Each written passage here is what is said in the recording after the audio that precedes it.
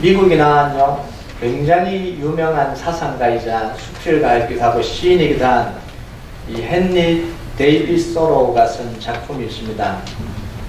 이 소로우 작품들을 시도 많이 읽었을 테고요, 많이 보셨을 텐데, 제목이 뭐냐면 월든입니다. 그 제목을 제가 처음 보면서 책 참 안 팔리겠다 이런 생각을 했어요. 이 도대체 뭔지를 모르겠는 거예요. 이 왜 월든이냐면 매사추세츠 주의 콩고라는 지역에 이 월든이라는 호숫가가 있습니다. 이 소로가 하버드대 출신이에요. 굉장히 똑똑한 사람입니다. 굉장히 영향력 있는 사람인데, 모든 사람들이 다 이 경제 발전을 위해서 이 세상에 성공을 해서 달려갈 때 이 사람은 하버드들을 다 졸업하고 거기에 뛰어든 게 아니라 그 호숫가, 월든이라는 호숫가 옆에 통나무 집을 짓고 혼자 2년 2개월을 지냅니다. 그냥 놀고 명상한 게 아니라 작업자족을 다 해요. 그러면서 이 2년 2개월 동안 자기의 그 사상을 쏟아냅니다. 그러면서 쓴 책이 이 책이에요. 삶의 본질에 대해서 굉장히 깊이 있게 쓴 책입니다. 잠이 올라 그러시죠? 이 사람이요, 대단한 사람이에요. 톨스토이에게도 영향을 줬고요, 이 간디에게도 깊은 영향을 줬고, 마틴 루터 킹 목사님에도 굉장히 깊은 영향을 준 사람입니다. 이 깊은 사상가답게 이 소로 책은 생각할 거리가 굉장히 많아요. 읽으면 감탄이 나옵니다. 이 진도가 빨리 안 나가요. 이 생각을 해야 되기 때문에 진도가 빨리 안 나갑니다. 근데 이 책에 보면 의미심장한 이야기가 나옵니다. 한 계층의 호화로운 생활은 다른 계층의 궁핍한 생활로 균형이 잡힐 것이다. 한편에 궁전이 있으면 다른 편에는 빈민구제시설과 마을 없는 가난한 사람들이 있다. 이집트 왕들의 무덤인 피라미드 공사에 동원된 수많은 사람들은 마늘로 연명했으며 아마도 자신들은 제대로 매장되지 않았을 것이다. 피라미드 엄청나잖아요. 그 엄청나게 큰 공사를 하는데 실제로 공사한 사람들은 고기 먹고 공사한 게 아니라 마늘로 연명하면서 그 공사를 해냈다는 거예요. 그리고 왕이 죽으면 그 영혼이 들어가는 그 화로운 무덤을 짓는 사람들은 결국 그 사람들은 자기 누일 무덤조차 없는 그런 사람들이 그걸 지었다, 이런 이야기입니다. 우리 일상에는 항상 명암이 존재합니다. 밝은 부분이 존재하고 어두운 부분이 존재를 해요. 한 사람이 대단한 권력을 누리면요, 그 대단한 권력의 크기만큼 그 밑에서 고통받는 사람들이 있다는 걸 알아야 된다는 거예요. 한 사람이 말할 수 없는 행복을 누리고 있으면 그 행복을 누리는 반대편에는요, 그 행복을 빼앗긴 것 때문에 울고 있는 사람이 있다는 걸 기억해야 된다는 이야기예요. 내가 편안해지면 내가 편안해진 만큼 나를 편안하게 하기 위해서 불편해진 사람들이 있다는 거예요. 여러분, 결혼 생활하면서 남편이 이런 생각을 합니다. 내 결혼 참 잘한 것 같다. 너무너무 행복하다. 그럼 뭘 기억해야 되냐면요, 아내가 성김과 희생을 하고 있다라고 생각을 해야 됩니다. 이 아내도 마찬가지. 아내가 나는 너무 행복하다.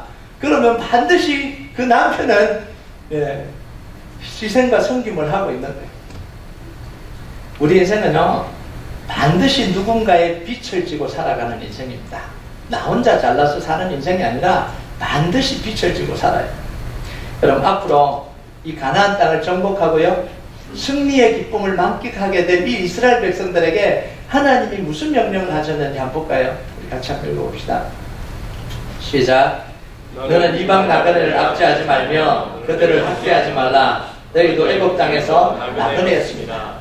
이 가나안 땅에 들어가서 정복하고 막 누리고 마음껏 누리라, 마음껏 정복해라, 니네들이 원하는 것 다 해라. 그게 아니라 들어가서 뭐라 그러냐면 이방 나그네를 압제하지 말라. 너희도 나그네 되었습니다. 이 하나님은요, 항상 부자들에게 뭐라고 명령하시냐면 가난한 자들과 과부를 돌아보라, 이렇게 이야기합니다. 가난한 자와 과부를 잊지 말라는 이야기. 강한 자에게는 약자를 보호할 걸 명령을 하십니다. 여러분, 강자, 약자, 부자, 가난한 자 함께 살아가는 게 이게 바로 하나님의 꿈꾸는 나라입니다. 여러분 믿으십니까? 아멘. 이 나라가 하나님의 꿈꾸는 나라입니다. 여러분, 제가 지난주에 설교하지 않았는데 그 지난주에 13장에 보면 뭐가 나옵니까? 사자굴에 이 사자와 어린 양이 함께 뛰어놀고요, 이 어린아이가 이 독사굴에 손 넣어도 물지 않는 그 하나님의 나라를 회복하는. 여러분 주일학교 때 다 했죠? 예, 독사굴에 어린이가 손 넣고 장난쳐도 울지 않는 참사랑과 기쁨의 그 나라가 이제 속혀오리라. 다 했잖아요. 이게 하나님의 나라예요. 오늘 말씀해 보면 하나님은 바벨론을 무너뜨리시겠다 이렇게 이야기합니다. 5절을 보면요, 여호와께서 악인의 몽둥이와 통치자의 귀를 꺾으셨도다. 이 악인의 몽둥이와 통치자의 귀는 바벨론을 의미하고요, 귀를 꺾었다라는 건 통치권을 박탈했다 이런 이야기입니다. 바벨론은 이 땅에 일어난 나라 중에 최고의 나라 중에 한 나라입니다. 바벨론 군대 앞에 무릎 꿇지 않은 나라가 없습니다. 바벨론이 공격해서 정복하려고 그랬는데 못 정복한 나라가 없어요. 원하면 다 정복해냈습니다. 대단한 나라 아닙니까? 그런데 왜 이런 바벨론을 하나님이 멸망시킵니까? 힘이 강해서가 아니라 자기 힘을 잘못 사용했기 때문에, 그 가지고 있는 힘을 잘못 사용하니까 하나님이 그걸 무너뜨리신 거예요. 6절을 한번 읽어볼까요? 6절 시작. 그들이 분내어 여러 민족을 치되 시기를 맞이 아니하였고 노하여 열방을 억압하여도 그 억압을 막을 자가 없었더니, 아무도 대적할 수 없는 힘을 가지고 뭐라고 이야기합니까? 여러 민족을 치되 치기를 맞이 아니하였다. 이게 뭐예요? 멈추지 않고 무자비하게 짓밟았다는, 자기 힘 닿는 대로 다 짓밟아 버렸다는, 자비를 베풀어 주지 않았다는 거예요. 자기의 제국을 건설하기 위해서 모든 힘을 다 쏟아서 나라를 압제하고 빼앗고 정복하는 일에 멈추지 않았다는 거예요. 여러분, 힘있고 파워 있으면 그렇게 하는 게 대단한 거 아닙니까? 당연한 거 아니냐고 할 수 있습니다. 내 힘을 가지고 내가 사용하는데 그게 뭐가 문제냐 이렇게 생각할 수 있습니다. 내 돈을 가지고 내가 사용하는데 내가 뭐가 문제냐는 거예요. 내가 가진 권력을 가지고 내가 휘두르는데 그게 뭐가 문제냐 이렇게 생각할 수 있는 거잖아요. 그런데 하나님의 생각은 달라요. 강자가 힘을 가지고 있으면 그 힘에 대한 책임이 있다는 거예요. 이게 하나님의 법칙이에요. 부자는 부자로서 책임이 있다는 거예요. 권력을 가진 사람은 권력을 가진 사람으로서 책임이 있다는 거예요. 은사를 받은 사람은 은사를 받은 사람으로 책임이 있다는 거예요. 왜 그러냐면요, 두 가지 원리가 있는데, 첫 번째는 그 힘은 스스로 가진 게 아니라 하나님이 주셨기 때문에 그런 거예요. 내가 힘과 권력과 능력은 내가 가진 것 같은데 아니에요. 하나님이 주신 겁니다. 이게 믿어지십니까? 이게 믿어져야 되는 거예요. 두 번째는 뭐냐면, 그 모든 것을 자기 혼자 노력해서 된 게 아니라 다른 사람의 희생을 바탕으로 얻은 거라는 거예요. 우리는 착각합니다. 내가 밤잠 안 자고 노력해서 내가 열심히 일해서 내가 사업을 잘해서 내가 그걸 얻은 거지 다른 사람이 도와주지 않았다 라고 생각하는데 아닙니다. 천만의 말씀이에요.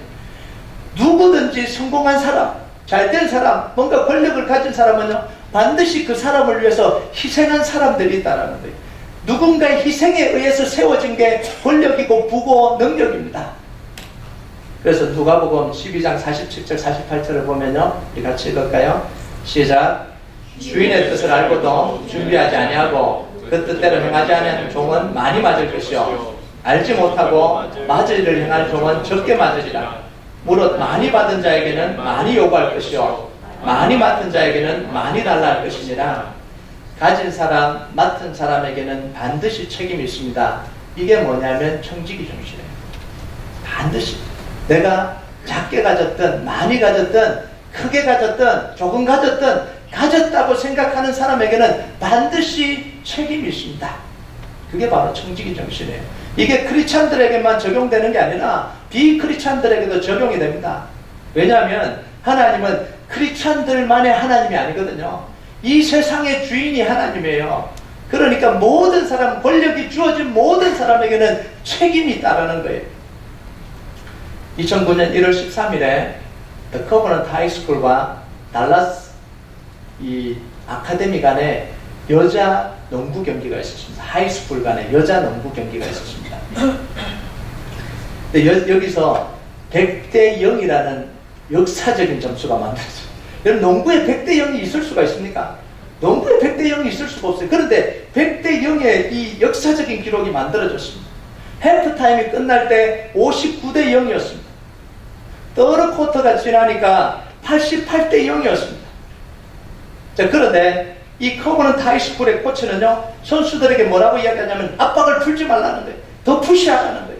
더 열심히 넣으라는 거예요. 그러면서 왜냐하면 100점이라는 기념비적인 점수를 만들어야 된다는 거예요. 여러분, 농구 역사에는 기록되지도 않은 점수 100대 0을 만들려고 마지막 쿼터까지 막 선수들을 몰아붙여서 100대 0을 만들었습니다. 결국 팀은 100대 0을 달성했고, 코치들과 선수들은 자기들이 만들어 놓은 이 100대 0이라는 스코어에 열광을 했습니다. 그리고 이 승리의 소식은 달라스 모닝뉴스를 시작으로 해서 전국에 다 퍼져나갔습니다. 그런데 그 소식이 전국에 전해진과 동시에 전국에서는요, 이 The Covenant High School을 향한 비난의 여론이 들끓어올랐습니다. 왜냐하면 The Covenant High School이 완벽하게 승리를 거둔 상대팀이 누구냐면 학습 장애를 위한 만들어진 특수 장애 학교 학생들이거든요. Learning Disability를 가진 그 학생들 학교예요. 정조생이 20명이고 농구팀은 8명으로 구성됐는데요. 창단 후에 5년 동안 단 1승도 못 올린 팀입니다. 그럴 수밖에 없죠. 그래서 이 팀의 이 목표가 뭐냐면 1승 올려보는 게 그게 목표예요. 그런데 이 팀을 상대로 100대 0의 점수를 만들어버린 거예요. 이들은요, 자기가 가진 실력과 힘을 잘못 사용한 거예요. 100대 0이라는 기록적인 점수를 만들기 위해서 힘없는 팀을 무자비하게 짓밟아버린 거예요. 자기 힘을 어디에 사용해야 될지를 모르는 거예요. 9일이 지나고 난 뒤에 이 교장과 이사회가요, 공개적으로 사과를 했습니다. 부끄럽고 당황스러운 승리였다. 정말 부끄럽다. 이 경기에 이겼다는 게 너무너무 부끄럽다. 이 크리스찬 스쿨이에요. The Covenant High School이에요. 그러면서 그 보드에다가 요청을 했습니다. 그 경기를 무효시켜달라. 그리고 그 경기 점수를 완전히 삭제시켜달라. 없었던 경기로 만들었다. 너무너무 창피하니까 그렇게 해달라고. 그래서 그게 이제 사라졌어요. 여러분, 우리가 힘을 가지고 있다고 우리 영광과 욕심을 위해서 다 써버리는 것, 굉장히 어리석은 일입니다. 내가 힘이 있다고 자기 힘을 자기만을 위해서 다 써버리면요, 사람은 반드시 타락하게 되어 있습니다. 내가 가진 힘을 나만 위해서 다 써버리면 반드시 그 사람은 타락의 길로 걸어가게 되어 있습니다. 여러분, 이게요, 부자들만의 이야기가 아니에요. 권력 있는 사람들만의 이야기가 아닙니다. 모든 인생. 여러분, 내 것을 나만 위해서 다 사용하면요, 그 사람의 인생은 부자든 가난한 사람이든 타락의 길로 걸어갑니다. 여러분, 우리는 부자만 타락할 거라고 생각하잖아요. 나 같은 사람이 뭐 나누고 그래서 뭐 되나? 아니에요. 정말 가난한 사람도 자기가 가진 것을 100% 자기를 사용하는 순간 자기는 타락의 길로 걸어가는 거예요. 이게 인생입니다. 여러분, 하나님이 왜 바벨론을 꺾으셨습니까? 그 힘세고 강한 바벨론을 왜 꺾으셨습니까? 자기가 힘을 가졌다고 마음대로 휘둘러 버린 거예요. 자기가 힘을 가졌다고 자기를 위해서 다 써버린 거예요. 그러니까 무너진 거예요. 여러분, 13절에서 14절까지 보면 바벨론 왕의 이 바벨론 왕이 얼마나 교만했는지를 잘 보여줍니다. 우리 13절, 14절 한번 읽어볼까요? 시작. 내가 내 마음에 이르기를 내가 하늘에 올라 하나님의 묵별 위에 내 자리를 높이리라. 내가 북극 지폐의 산 위에 앉으리라. 가장 높은 구름에 올라가 지극히 높은 이와 같아지리라 하는도라. 하나님이 자기에게 주신 이 힘을 가지고 아래를 바라보고 돌보고 통치하는 게 아니라 위를 바라보고 자꾸 올라가려고 그래요. 여러분, 여기서 이제 오늘 제목이 뭐예요? 아래를 바라보자는 거잖아요. 보통 우리가 신앙은 뭐예요? 위를 바라보는 삶이잖아요. 위를 바라보는 삶. 그런 의미가 아니에요. 지금 이 설교를 듣다 보면 이제 그 의미를 알게 될 텐데요. 지금 이제 바벨론은 뭐냐면 끊임없이 올라가서 자기에게 힘을 주신 하나님과 힘을 겨루어서 내가 그 자리를 차지하겠다라는 거예요. 이게 바로 바벨탑을 쌓은 인간의 타락한 욕심입니다. 원래 인간은 뭐예요? 하나님이 힘을 주시면 그 힘을 가지고 위를 바라보는 게 아니라 아래를 바라보고 자기가 돌봐야 될 사람들, 섬겨야 될 사람들, 그렇게 섬기는 게 이게 인생이에요. 그런데 이 바벨론 왕은 뭐냐면 자기에게 힘을 주시니까 이거 틀어서 어디로 갑니까? 올라가서 하나님과 내가 똑같이 되고 하나님 자리를 차지하겠다. 이렇게 지금 거꾸로 올라간 거예요. 이게 바로 사탄이 우리 마음속에 심어놓은 하나님을 대적하는 마음이에요. 주인 되려고 하는 마음이에요. 사탄은 이 마음을 아담에게 심어서 아담을 파멸시킵니다. 선악과를 따먹고 하나님처럼 되라는 거예요. 인생을 파괴시켜버립니다. 사람들에게 심어서 바벨탑을 쌓게 만들어서 그 인생을 비참하게 만들어버립니다. 이 바벨론 왕에게 심어서 그 마음을 심어서 멸망의 길로 몰아넣어버립니다. 여러분, 사탄이 하는 역할이 다 바로 이겁니다. 이 사람들의 마음에 하나님을 대적하는 마음을 심어서 완전히 멸망시켜버리는 게 이게 사탄의 목적입니다. 그래서 예수님이 뭐라 그럽니까? 도적이 오는 것은 도적질하고 멸망시키는 것뿐이라는 거예요. 그런데 하나님은 뭐라고요? 예수님은 뭐라고요? 내가 온 것은 양으로 생명을 얻게 하고 더 풍성히 얻게 하려는 것이다. 아멘. 여러분, 그래서 전통적으로 12절을 루시퍼나 사탄을 묘사하는 구절이다, 이렇게 전통적으로 해석을 합니다. 12절 보면요, 너 아침의 아들 계명성이여 어찌 그리 하늘에서 떨어졌으며 너 열국을 엎은 자여 어찌 그리 땅에 지켰는고. 여기서 계명성은 원어로 헬렐이라는 단어입니다. 이거는요, 밝게 비치다는 동사에서 유래된 명사형이에요. 자, 이 계명성은 뭐냐면 밝게 빛나는 새벽별, 이게 바로 계명성이에요. 밝게 빛나는 새벽별. 네, 새벽별은 영어로 뭐죠? 네, Morning Star. 네, Jesus Morning Star. 네, Morning Star입니다. 우리나라 말로는 샛별, 그죠? 샛별이라 그러고요. 별자리로 봤을 때는 비너스예요. 금성, 비너스고요. 요한계시록 22장 16절에 보면 예수님을 새벽별이다, 이렇게 표현을 합니다. 우리 같이 한번 읽어볼까요? 시작. 나 예수는 교회들을 위하여 내 사자를 보내어 이것들을 너에게 증언하게 하였노라. 나는 다윗의 뿌리요 자손이니 곧 광명한 새벽별이라 하시더라. 따라서요, 이 새벽별은 자체는 좋은 말이에요. 이 계명성은 자체는 좋은 말입니다. 근데 일부 사람들은 이 계명성 자체가 루시퍼를 상징하기 때문에 이 단어를 쓰면 안 된다, 이렇게 이야기합니다. 근데 잘못된 생각이에요. 이 단어는 괜찮은 단어예요. 그래서 찬송가에 있는 261장은 사탄을 찬송하는 찬송가다, 이렇게 뭐예요? 계명성 동쪽에 밝아, 그거 안 된다는 거예요. 그거 빼라 막 이러고 지금 있는데 그게 잘못 이해를 해서 그런 거예요. 계명성이라는 건 빛나는 새벽별, 이걸 이야기를 하는 거예요. 자, 여기서 표현하려고 하는 건 뭐냐면 계명성처럼 밝게 빛나던 이 존재가, 별처럼 빛나던 존재가 하나님께 반역하고 하나님처럼 되려고 하다가 떨어졌다라는 걸 강조하는 거예요. 타락했다라는 걸 강조를 하는 거예요. 그래서 이 성경의 라틴어 번역본은 이걸 루시퍼하고 연결을 시킵니다. 이 떨어진 존재, 타락한 존재하고 연결을 시켜요. 루시퍼는 하나님을 찬양하는 뭐예요? 천사장이었잖아요. 정말 영광과 존귀를 입었던 사람 아닙니까? 새벽별처럼 지극히 존귀한 사람이었습니다. 그런데 사람이 아니죠. 천사였습니다. 근데 지극히 스스로 교만해져서 하나님처럼 되려고 하다가 하나님께 저주받아서 떨어진 바로 존재가 바로 사탄 아니에요. 그래서 떨어졌다는 걸 강조하는 거지 새벽별이 사탄은 아니에요. 그래서 하나님이 가장 싫어하시는 게 뭐냐면 바로 교만입니다. 우리에게 가장 싫어하는 모습이 뭐냐면 교만한 모습이에요. 왜냐하면 교만은 반역의 속성이거든요. 사탄의 속성이 바로 이 교만입니다. 그래서 베드로전서 5장 5절 우리 같이 한번 읽어볼까요? 시작.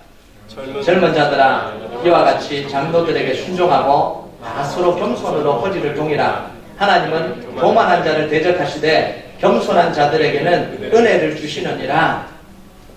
교만하면요 사단의 도구가 됩니다.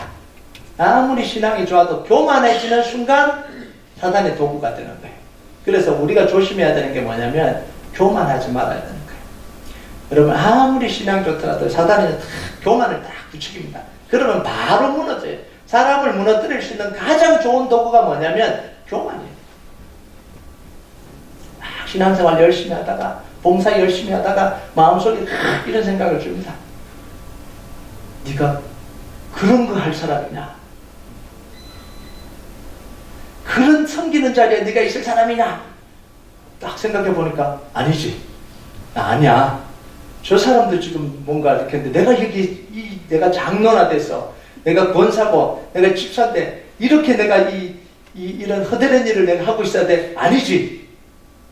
내가 저 자리로 가야지. 그런 가면서 이제 교만해지기 시작하고. 네? 그러면 이제 문제가 막 일어나는 거예요. 사람은요, 얼마나 약한지요. 교만한 마음이 들어간 순간 확 달라져 버립니다. 그렇게 겸손했던 사람도요, 내가 왜 이런 거 하고 있지? 이렇게 생각이 들어오는 순간요, 확 달라져 버립니다. 그래서 사단은요, 너무너무 잘 알아요. 우리를 무너뜨리는 방법을 너무너무 잘 알아요. 그러니까 교만을 싹 넣어버립니다. 여러분, 교만에는요, 두 가지 종류가 있습니다. 나는 교만하지 않다고 생각하는 분들이 참 많은데요. 교만에는 두 가지 종류가 있어요. 첫 번째는 드러내놓고 하는 교만입니다. 다른 사람이 볼 때 다 교만한 줄 알아요. 네, 그러니까 뭐 보면 별로 이렇게 안 좋아 보여요.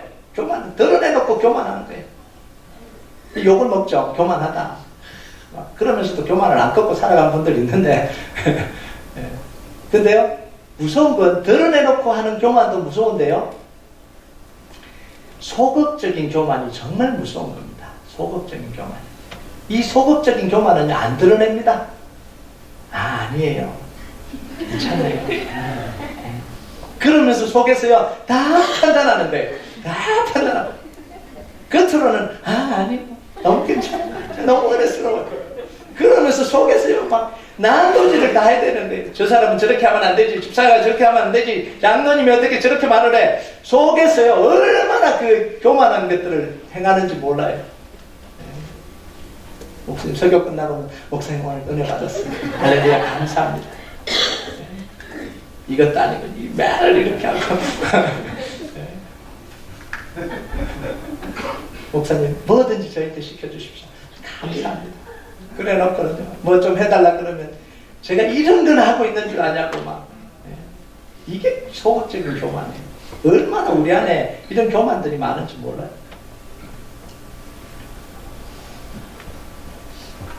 애들이 바다가 일을 하는지도 모르겠어요.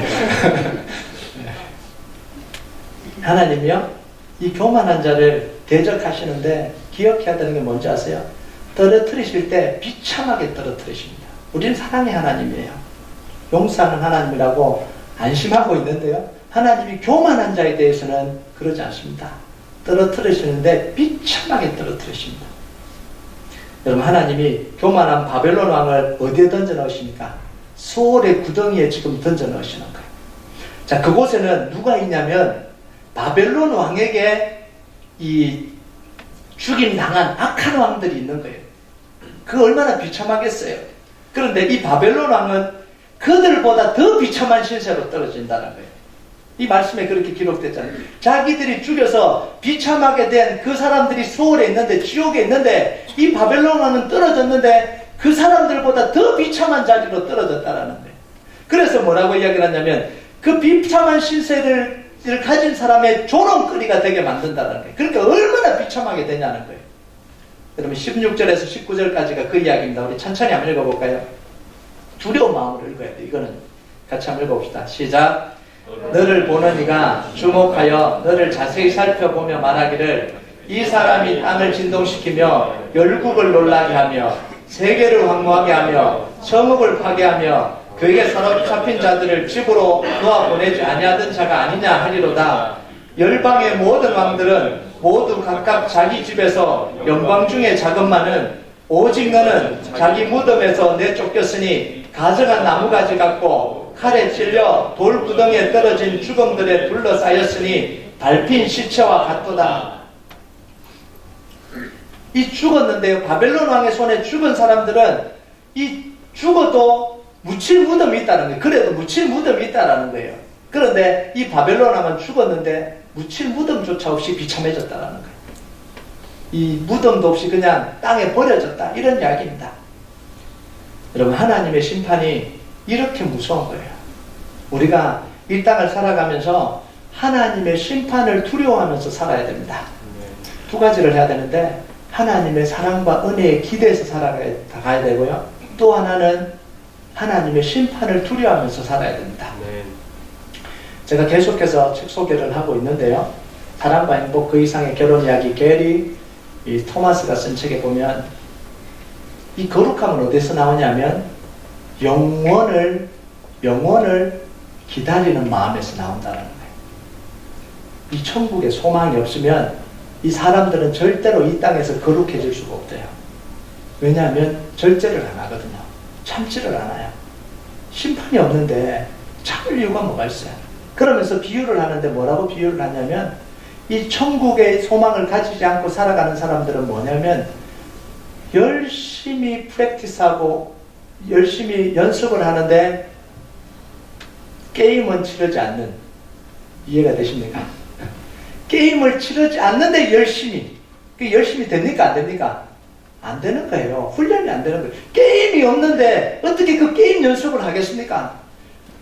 게임이 있기 때문에 체중도 줄이고 열심히 하고 밤낮 없이 열심히 하잖아요. 왜냐하면 그 게임을 치르기 위해서요.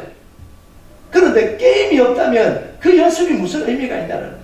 그러니까 이 거룩이라는 것 자체는요, 영혼에 대한 소망이 없고 천국에 대한 소망이 없는 사람은 거룩 자체가 안 된다는 이야기예요.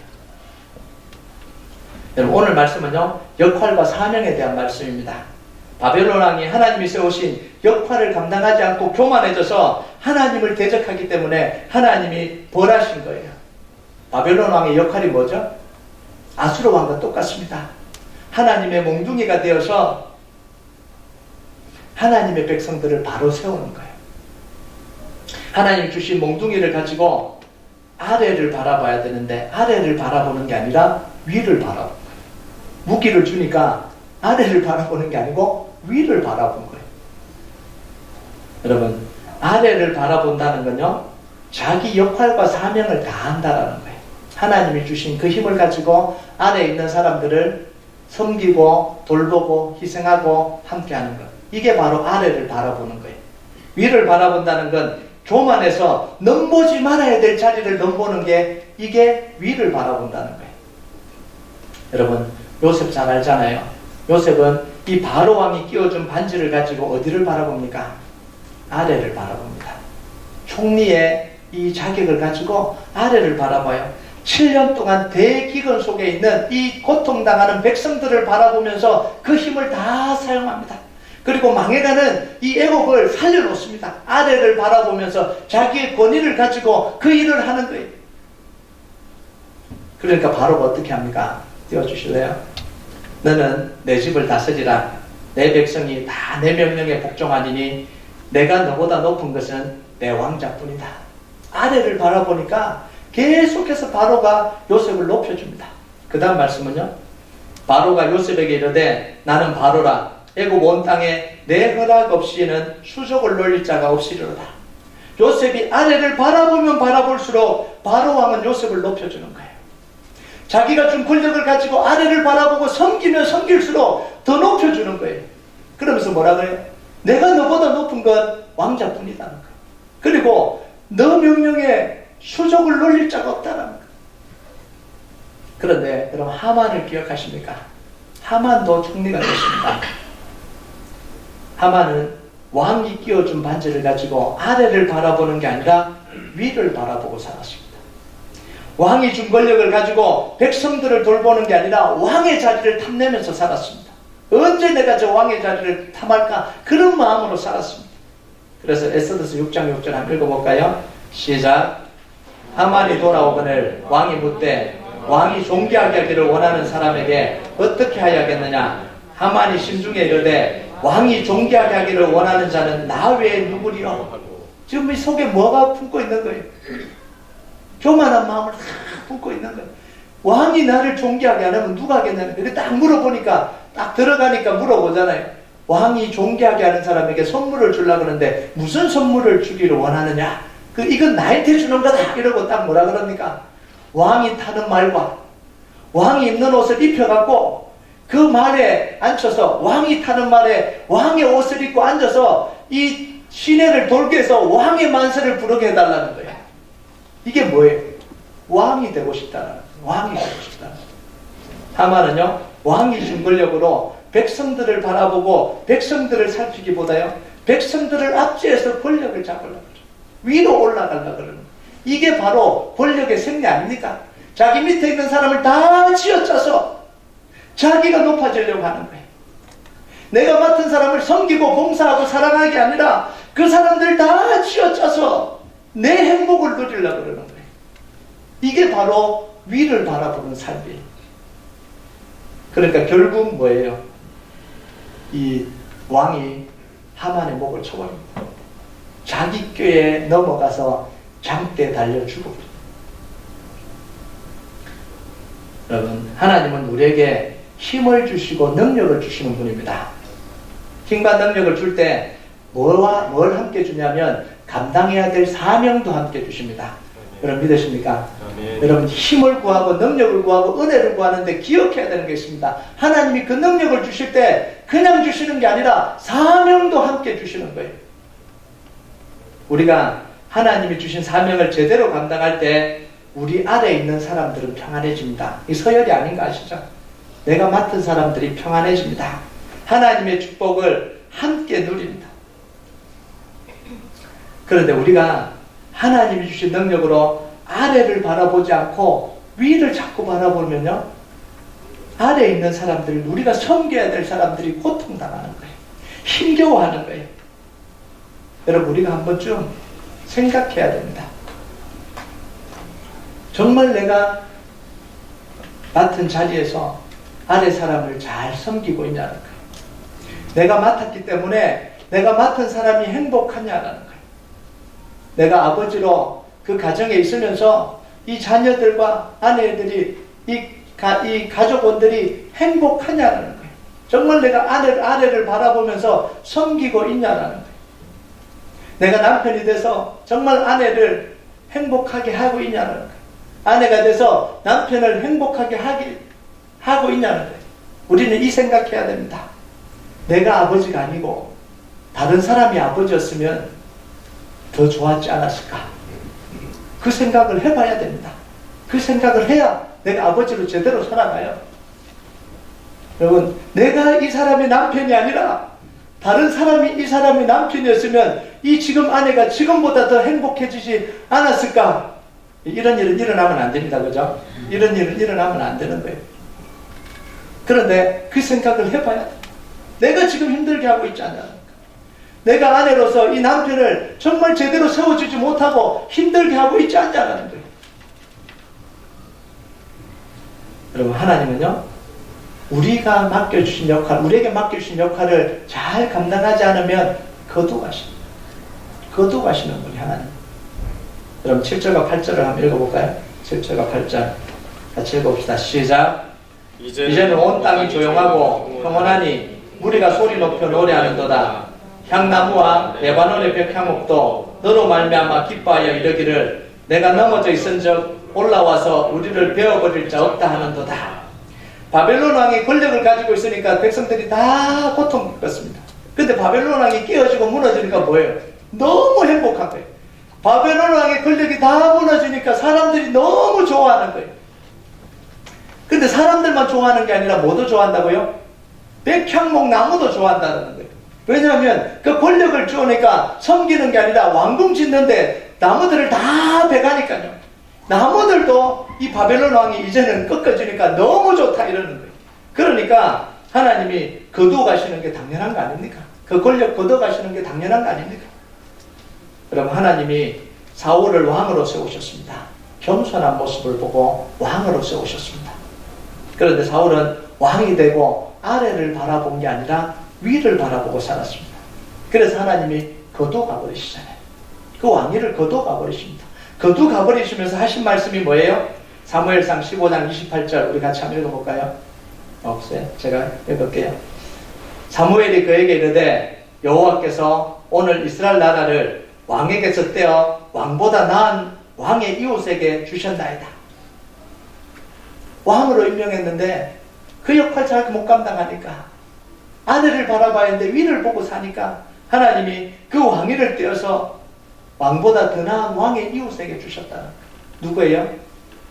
다윗에게 줍니다. 백성을 더 잘 섬길 수 있는 다윗에게 주셨다는 거예요. 여러분, 내가 그 자리에 있어서 정말 행복한지 좀 고민하면서 살아야 됩니다.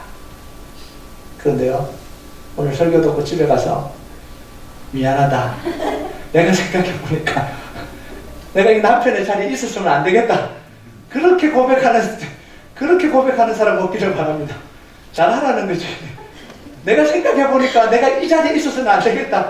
나는 너를 떠나겠다. 이러면 큰일 나는 거예요. 그러라고 그런 게 아니지 않습니까? 정말 내가 잘하고 있냐 고민을 해야 됩니다.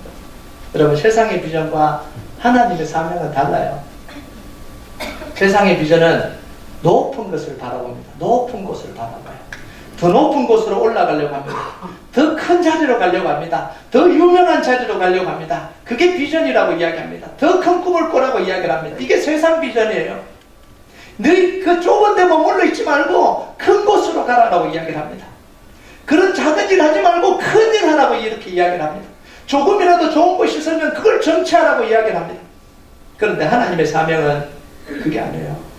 부르신 자리에서 충성을 다하는 거예요. 여러분 믿으십니까? 이게 사명이에요. 하나님의 사명은 부르신 자리에서, 내가 맡은 자리에서 신실하게 감당하는 거예요. 높은 곳으로 가는 게 그게 비전이 아니에요. 내게 맡겨진 그 자리를 성실하게 지켜서 나도 행복하고 내가 맡은 사람도 행복한, 그게 바로 하나님이 주신 사명입니다. 높은 곳으로 가는 것은 내가 가는 게 아니라 하나님이 올려주시는 거예요. 세상의 비전은 자기가 찾아가는 거예요. 자기가 높은 곳 찾아가는 거예요. 근데 하나님의 사명은 뭐냐면 성실하게 감당하고 하나님이 다른 곳에 필요하다면 하나님이 높여주시는 거예요. 하나님이 세워주시는 거예요. 여러분, 저를 위해서 기도해 줄 때 큰 목사 되게 해달라고 기도하지 마시고요. 사명 감당하는 목사 되게 해달라고 기도해 주시기 바랍니다. 큰 목사 되겠다고 기도하는 거 한 번도 제가 못 들었어요. 네, 기도하시거들랑 네, 정말 사명 감당하는 목사 되겠다고. 그게 축복이에요. 그게 진짜 축복이에요. 여러분, 이영표 선수가요, 은퇴하고 난 뒤에 한 이야기가 있습니다. 이 이영표 선수는요, 이 은퇴하기 전에는 일정이 빡빡한 거예요. 이 자기 연습 스케줄이 얼마나 빡빡한지 몰라요. 근데 제가 금요일에 한번 이야기를 했잖아요. 이 연표수는 얼마나 성실한지 자기 그 스케줄 외에 자기가 또 스케줄을 만들었습니다. 이 산을 오르는 스케줄, 줄넘기 하는 스케줄, 드리블 연습하는 스케줄 또 만든대.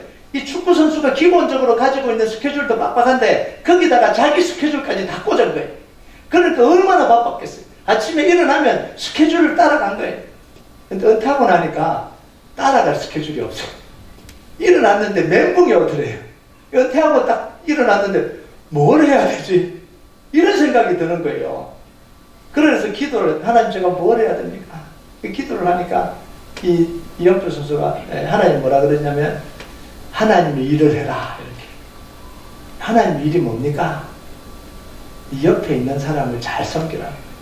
그게 하나님 일이래. 그리고 지금 선수도 아닌데 갖고 나갈 필요가 있습니까? 그러니까 아내를 섬기고 가정을 섬기고 그게 하나님의 일인 거예요. 이게 진짜 하나님의 일이에요. 내게 맡겨준 게 뭐냐는 거예요. 그 일을 충실하게 감당하는 게 그게 하나님의 일이에요. 이 프라미스 키퍼스의 그 초대 창립자가 누구냐면 빌 맥카튼이라는 사람이에요. 고등학교 풋볼 코치였는데 굉장히 유명했습니다. 풋볼 코치로도 성공한 사람이에요. 어느 날 은혜 받고 난 뒤에 이 프라미스 키퍼스 운동을 시작을 한 거예요. 이게 뭐냐면 남성 회복 운동입니다. 신앙, 이 남자들의 이 신앙과 순결, 이 가정은 이웃을 돌보는 이 마음을 다시 막 일으키는 거예요. 이 타락한 남성들을 다시 세우는 운동을 일으킨 거예요. 이게 프라미스 키퍼스 운동이에요. 불같이 일어났습니다. 남자들이 불같이 일어났습니다.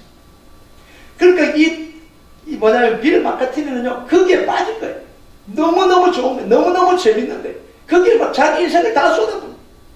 자, 그런데 문제는 뭐냐면, 자기가 거기에 몰두하면 몰두할수록 아내의 우울증이 깊어지는 거예요. 아내가 막 죽어가는 거예요. 36kg가 빠져버린 거예요.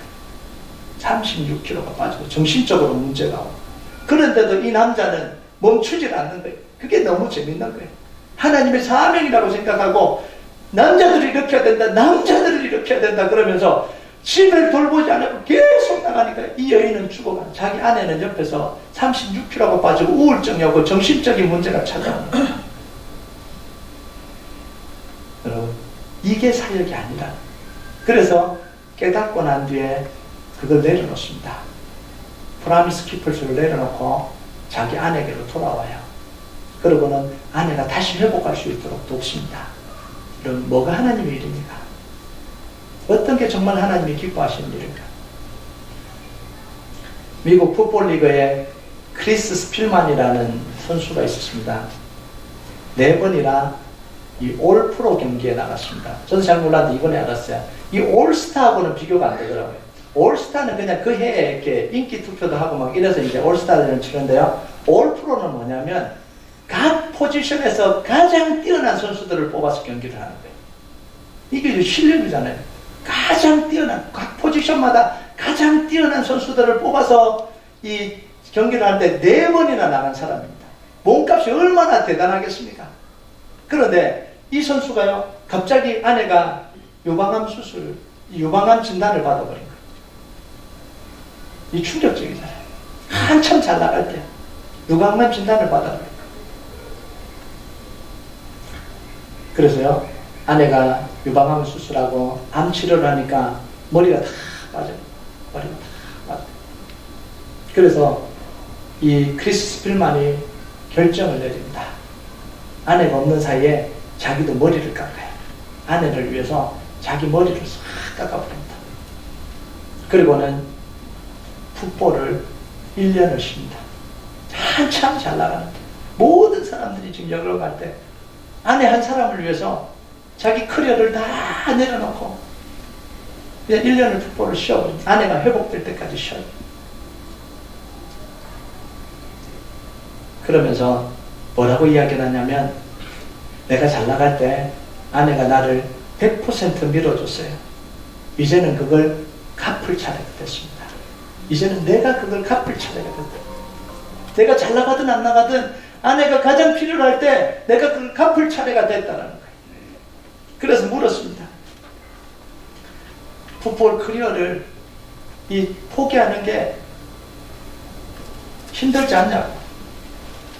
그러면서 이 남자가 뭐라고 대답하냐면, 이 남자의 이야기를 듣고 제가 정말 감동이 되는 거예요. 내 커리어를 쌓기 위해서 아내 병간호를 처제에게 맡기는 게 맞겠습니까? 장모님에게 맡기는 게 맞겠습니까? 이게 우리 보통 하는 거 아닙니까? 내가 중요한 일을 하기 때문에 처제에게 맡겨놓고 장모님에게 맡기는 게 그게 우리의 그거 아닙니까?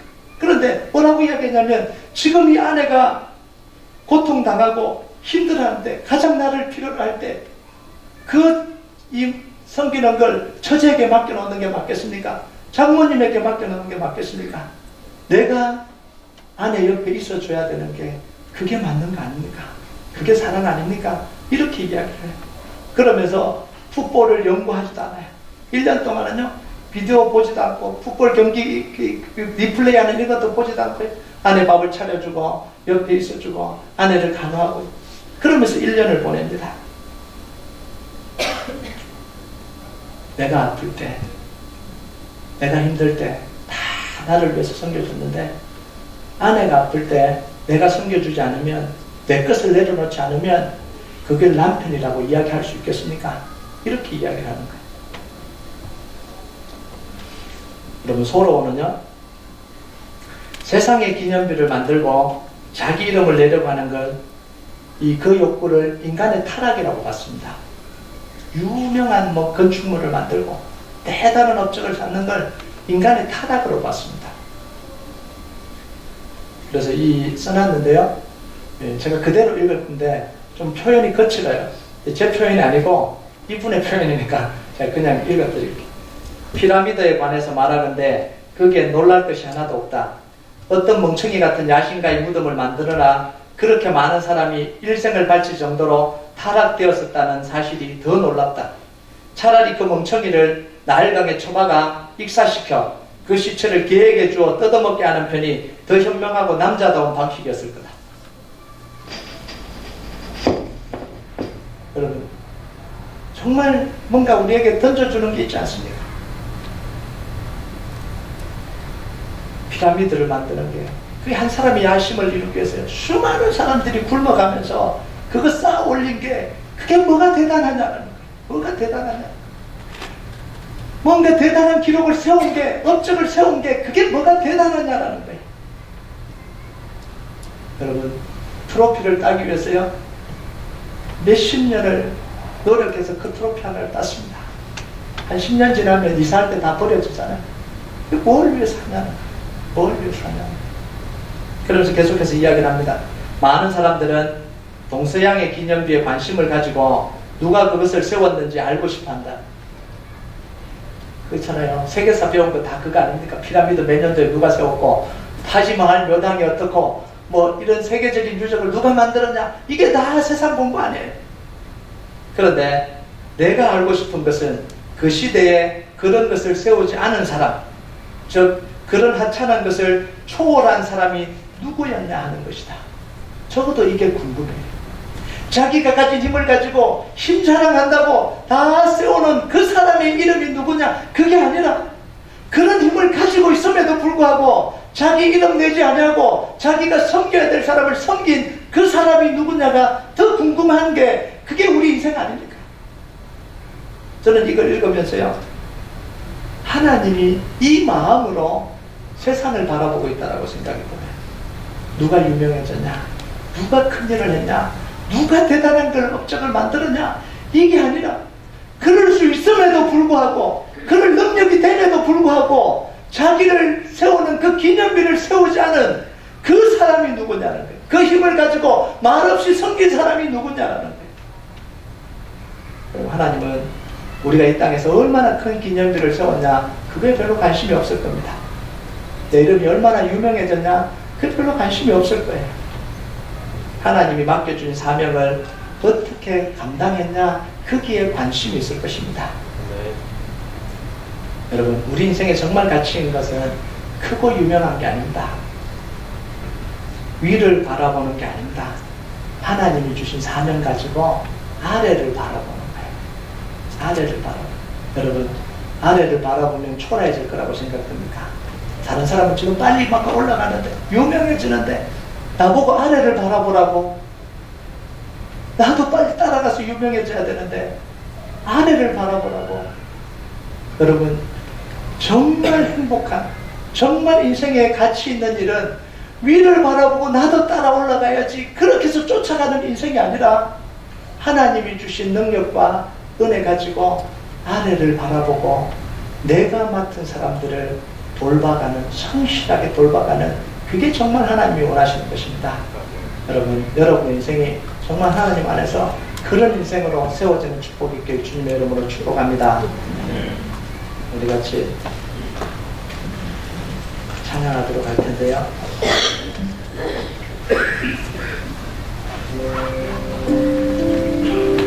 주님 다시 오실 때까지 우리가 주님 맡겨주신 길 걸어가기를 원합니다.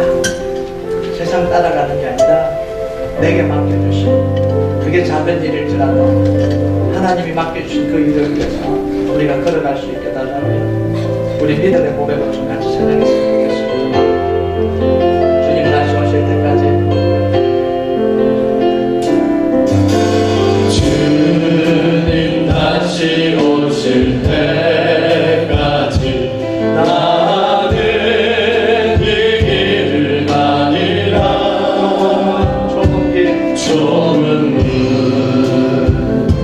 좁은 길 나의 십자가 저 나의 십자가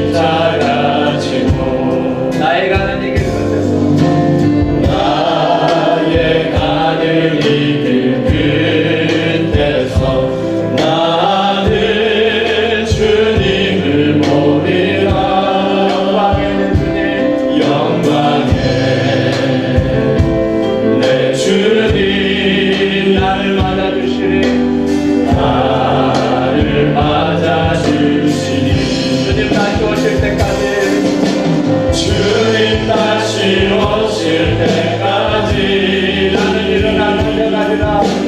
나는 일어나 달려가리라. 주의 영광 온 땅 덮을 때 나는 일어나 노래하리. 나는 일어나 노래하리. 내 사모하는 주님 온 세상 부르시하여 내 사모하는 주님 영광의 왕이시라. 주님 다시 오실 때 나는 이 길을 가리라. 나는 이 길을 가리라. 좁은 길 좁은 길 나의 십자가 지고 나의 십자가 지고 나의 가는 이 길 끝에서 나는 주님을 보리라. 나의 가는 이 길 끝에서 나는 주님을 보리라. 영광의 내 주님 영광의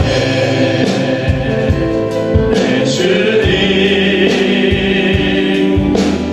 나를 맞아주시니 다시 오실 때까지 주님 다시 오실 때까지 나는 일어나 달려가리라.